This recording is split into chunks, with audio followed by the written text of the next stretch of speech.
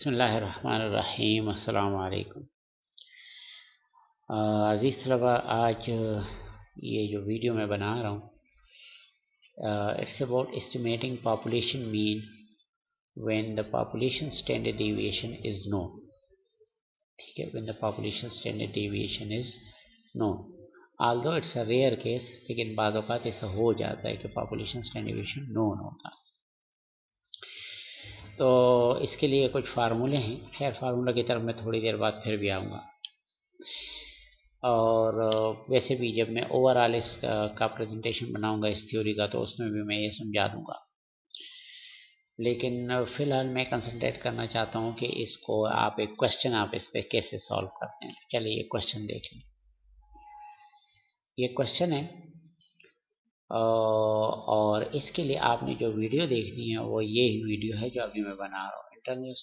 Interval estimation of population mean with known sigma. तो इंशाल्लाह ये जो वीडियो बन रही है उसका ये नाम होगा। बाकी ये क्वेश्चन मैं आपको एक्सेल में बता दूंगा, वहाँ ज़रा बड़ा बड़ा लिखा हुआ है। तो स्टूडेंट्स, आपके लिए काम मैंने कुछ एक्सेल में और कुछ वर्ड में किया हुआ है। एक्सेल में असल में कंप्यूटेशन आसान है और वर्ड में उसकी प्रेजेंटेशन आसान है। तो एक्सेल में पहले मैंने कंप्यूटेशन किया। पहले तो ये क्वेश्चन देखें। The Wall Street Journal reported that automobile crashes cost United States $162 billion annually. सालाना इतना खर्चा हो जाता है। और the average cost per person for crashes in Tampa, Florida area was reported to be $1,599. तो ये average cost है per person. Suppose that this average cost was based on a sample of 50% who had been involved in car crashes and the population standard deviation sigma is equal to 600. यह sigma known है। तो इसके base पे पहले question तो यह है कि what is the margin of error for a 95% confidence interval. एक आपने इंटरवल मालूम करना है कि जिसका कॉन्फिडेंस लेवल 95% है, यानी हम 95% श्योर होंगे कि जो इंटरवल आप मालूम करेंगे तो एक्चुअल पॉपुलेशन भी 95% यकीन के साथ हम कहेंगे कि उन दो लिमिट्स के दरमियान होगा जो आप लोअर और अपर लिमिट मालूम करेंगे। ये कॉन्फिडेंस लेवल है 95%। What would you recommend if the study required a margin of error $150 or less? अब आप क्या रिकमेंड करेंगे अगर मार्जिन ऑफ एरर 150 या उससे कम हो? ठीक है ना जी, अगर मार्जिन ऑफ एरर कम हो। अब पहले इस तरह करते हैं कि मार्जिन ऑफ एरर इधर कैलकुलेट कर लेते हैं। अगर पहले से ही कम हो तो फिर तो पार्ट बी की ज़रूरत ही नहीं रहेगी। लेकिन अगर मार्जिन ऑफ एरर 150 से ज़्यादा हो तो उसको कम करने के लिए हम क्या करेंगे वो फिर इंशाल्लाह मैं बता दूंगा। और तीसरा स्टेप ये है कि find limits of 95% confidence interval. ये जो कॉन्फिडेंस इंटरवल है 95%, इसके आपने लिमिट्स मालूम करने, लोअर लिमिट और अपर लिमिट दोनों मालूम करने। याद रखिए ये क्वेश्चन इंटरवल एस्टिमेशन का है और उसमें इंटरवल एस्टिमेशन का मतलब यही है कि आपने दो आंसर देने, एक लोअर लिमिट और एक अपर लिमिट। तो बहरहाल ये तो होगा क्वेश्चन। अब आप इसके फार्मूले की तरफ आए। इस क्वेश्चन में जब पॉपुलेशन स्टैंडर्ड डेविएशन नोन हो तो आपके पास पहली बात तो ये है कि कॉन्फिडेंस इंटरवल के एस्टिमेट इस फार्मूले से आते हैं। एक्स बार जो बेसिकली सैंपल मीन है प्लस और माइनस, मतलब एक दफ़ा प्लस करेंगे एक दफ़ा माइनस करेंगे। असल में अपर लिमिट मालूम करेंगे तो प्लस करेंगे और लोअर लिमिट मालूम करेंगे तो माइनस करेंगे। Z अल्फा बाई 2 ये एक वैल्यू है जो Z टेबल से कैलकुलेट होती है और अल्फा बाई 2 के बेस पे कैलकुलेट होती है। ठीक है, अल्फा बाई 2 का ताल्लुक जो है वही कॉन्फिडेंस लेवल के साथ है। मल्टीप्लाई बाई सिग्मा जो पॉपुलेशन स्टैंडर्ड डेविएशन है divide by n under root जो सैंपल साइज है। दूसरी तरफ मार्जिन ऑफ एरर ए बराबर है Z alpha by 2 into sigma और n under root. Margin of error इसमें सिर्फ इस क्वांटिटी के बराबर है। ये एक्स बार प्लस माइनस छोड़ के जो बाकी कुछ है इस मार्जिन ऑफ एरर। और इसी मार्जिन ऑफ एरर के बेस पे आप एक चीज़ मालूम कर सकते हैं जिसको सैंपल साइज कहते हैं, एन। बेसिकली ये अंडर रूट एन इधर आ जाता है और ई इधर आ जाता है, और क्योंकि अंडर रूट एन है तो हम स्क्वेयरिंग कर लेते हैं। तो बहरहाल फाइनली हमारे पास ये फार्मूला आ जाता है, एन इक्वल टू जेड, या वही जेड अल्फा बाई 2 है, into sigma divide by E whole square. तो ये फार्मूला हमारे पास सैंपल साइज का हो जाता है। तो चलिए इसकी कैलकुलेशन देखते हैं। इस क्वेश्चन में आपको कुछ डेटा गिवन है। एक तो आपको सैंपल मीन गिवन है $1599, सैंपल साइज गिवन है 50 पर्सनस का जिनका कार एक्सीडेंट हुआ था। कॉन्फिडेंस लेवल गिवन है विच इज़ 95%, और 95% वो होता है 95 डिवाइड बाई 100, तो 0.95 कॉन्फिडेंस लेवल हो गया। और पॉपुलेशन स्टैंडिवेशन आपको गिवन है $600 का। तो ये इन्फॉर्मेशन आपको इस क्वेश्चन में, अगर आप क्वेश्चन को तवज्जो से देखें, फिर जाके बेशक ये वीडियो स्टॉप करके वापस जाके क्वेश्चन देखें, तो आपको पता चलेगा कि ये इन्फॉर्मेशन आपको गिवन है। अब इसके बाद कुछ वैल्यूज हमने कैलकुलेट की हैं। एक तो मैंने लेवल ऑफ सिग्निफिकेंस कैलकुलेट किया जिसको हम अल्फा से डिनोट करते हैं, या वो अल्फा कुछ इस तरह, जैसे ये माउस हरकत कर रहे हैं ना, ए से वो जो लेटिन अल्फाबेट है। तो बहरहाल ये वो अल्फ़ा है। अल्फ़ा कैसे मालूम करते हैं? ये नंबर आप असल में इस कॉन्फिडेंस लेवल को 1 से माइनस करते हैं। देखिए क्या, इधर मैं कर देता हूँ, इक्वल टू 1 माइनस, और ये कॉन्फिडेंस लेवल, और ये आपके पास आ जाएगा, ये आप 1 माइनस और कॉन्फिडेंस लेवल, और ये आपके पास आ जाएगा लेवल ऑफ सिग्निफिकेंस जिसको हम अल्फ़ा कहते हैं। बाकी इस अल्फ़ा को 2 पे डिवाइड कर लें तो यह आ जाता है 0.025। इस नंबर को मैंने 2 पे डिवाइड किया, ठीक है ना। और अब अगर आप फार्मूले में देखें तो ये जो आपके पास है ना z अल्फ़ा बाई 2, z नहीं अल्फ़ा बाई 2, तो वो अल्फ़ा बाई 2 आपके पास आ गया 0.025। इसके बाद आप क्या करते हैं, आप टेबल से z टेबल से जो है ना अल्फ़ा बाई 2 के बेस पे z की वैल्यू मालूम करते हैं, ठीक है ना जी। z टेबल से आप अल्फ़ा बाई 2 यानी इसके बेस पे z की वैल्यू मालूम करते हैं। ये आप कैसे करते हैं, ले चले मैं आपको z टेबल बताता हूँ। ज़हन में रखें कि अल्फ़ा बाई 2 हमारे पास 0.025 है,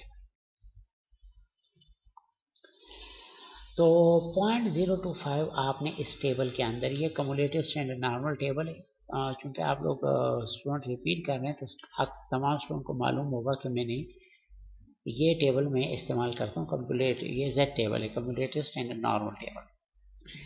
इस टेबल में 0.025 आपने देखना, इस टेबल में 0.025 देखना, ये देखें, ये वैल्यू, ये वैल्यू, ठीक है ना जी। और ये वैल्यू आपके पास है -1.96 पर, -1.96 पर, ये z अल्फ़ा बाई 2 की वैल्यू है, ठीक है ना जी। तो ये वैल्यू जो मेरे पास आ गई है, ये देखें, सॉरी एक्सेल में -1.96, ठीक है। बाकी आप अगर गौर करेंगे यहाँ पर, तो मैंने एक फार्मूला इस्तेमाल किया, एक्चुअली मैंने उस फार्मूले की मदद से मालूम किया है, ठीक है। चलिए ये फार्मूला देख लें, इक्वल टू नॉर्म्स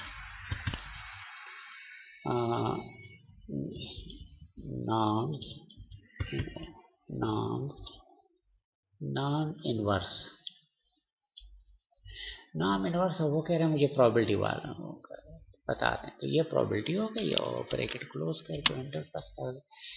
ये वैल्यू है, आइए मेरे पास एक्चुअली ये वैल्यू भी यही है, लेकिन मैंने सिर्फ राउंड किया हुआ इस तरह, ये देखिए -1.96, तो ये वैल्यू इस तरह आ गई है, ठीक है। दोनों जगह पर एक ही फार्मूला लगा हुआ है। तो बहरहाल ये मेरे पास वैल्यू आ गई, ये लोअर टेबुलेटेड वैल्यू है, और अपर टेबुलेटेड वैल्यू इसको माइनस से मल्टीप्लाई कर लेंगे तो +1.96 आ जाएगा, ठीक है जी। तो बहरहाल z की टेबुलेटेड वैल्यू 1.96 है। बाकी ये प्लस माइनस आपको पता है, ये फार्मूले में वैसे ही मौजूद होता है, प्लस माइनस वैसे ही मौजूद होता है। तो z की वैल्यू हम कहेंगे कि 1.96 है। अब हम मार्जिन ऑफ एरर कैसे मालूम करेंगे, मार्जिन ऑफ एरर आप कैसे मालूम करेंगे? मार्जिन ऑफ एरर आप मालूम करेंगे, क्या फार्मूला है मार्जिन ऑफ एरर का?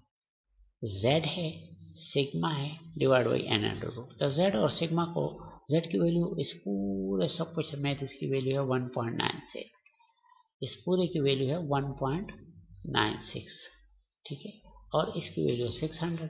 तो 1.96 divide multiply by 600 divided by within the root n, और n की वैल्यू 50। तो ये वैल्यू सपोर्ट करके इसको हम सॉल्व कर रहे हैं, ठीक है ना जी।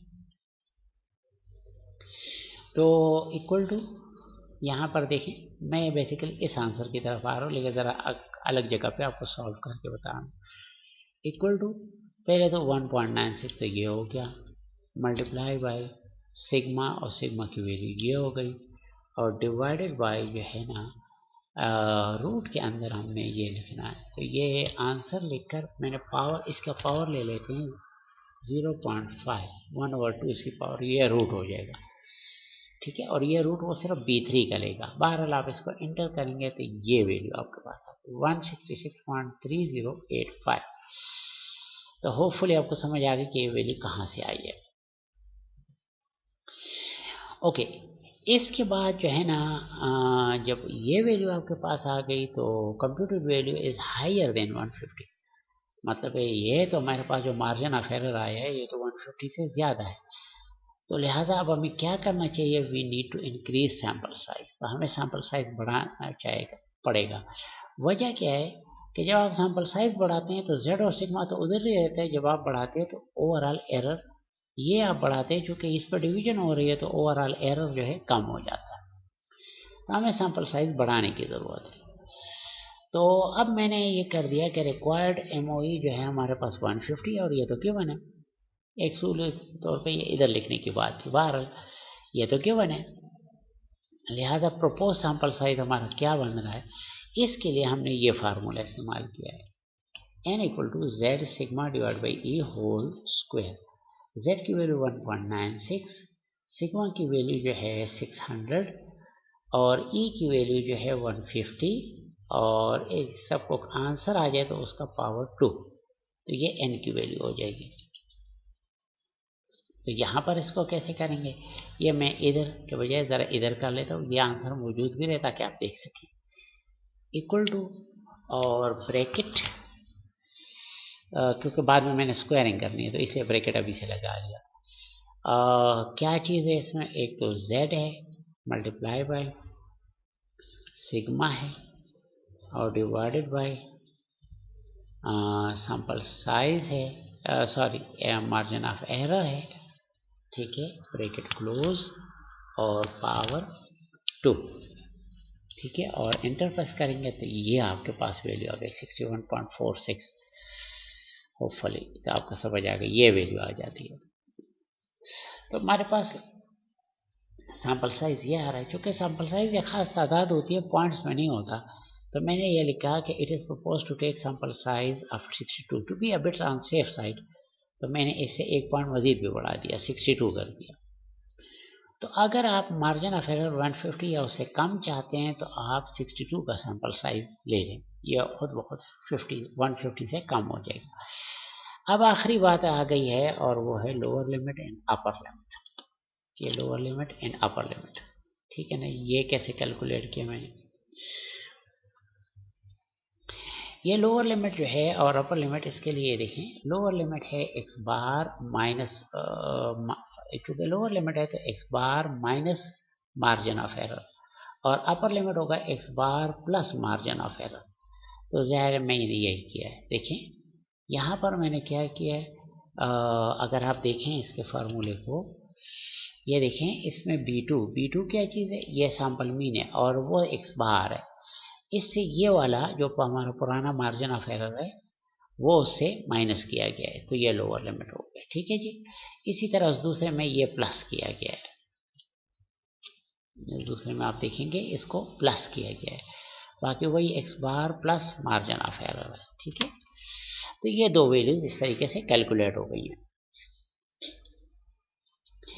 ये तो हो गया हमारा सारा काम एक्सेल में। अब इसको वर्ड में कैसे लिखते हैं, प्रेजेंटेशन।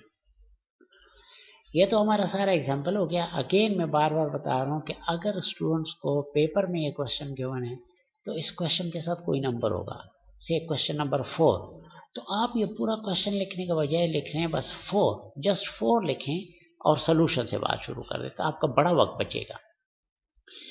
बहरहाल सबसे पहले हम क्या कर रहे हैं जी, गिवन डेटा ये है कि एक्स बार हमारे पास 1599 है, एन हमारे पास 50 है, confidence level 1 minus alpha, 1 minus alpha जो है ये हमारे पास होता है 0.95, बाहर ये हमारे पास गिवन कॉन्फिडेंस लेवल है, और स्टैंडर्ड डेविएशन हमारे पास 600 है डॉलर गिवन।